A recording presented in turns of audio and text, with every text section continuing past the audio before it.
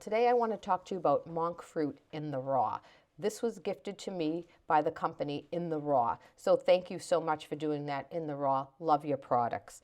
This is a really great new product. It's keto friendly, 0 calories, zero sugars, 0 carbs, zero everything.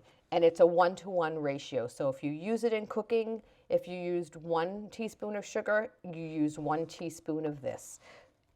It's really great for a keto diet, like I said, which is nice because it's really hard to find things that work well with keto. It's all natural monk fruit. It's gluten free, zero net carb sugar sub, so no one will know you made a swap unless you tell them. And I suggest you don't. It's also non GMO and vegan, and it's a really great product. I hope you'll give it a try.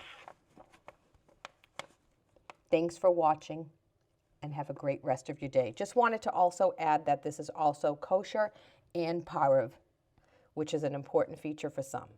Hope you loved this review, and thanks again In the Raw.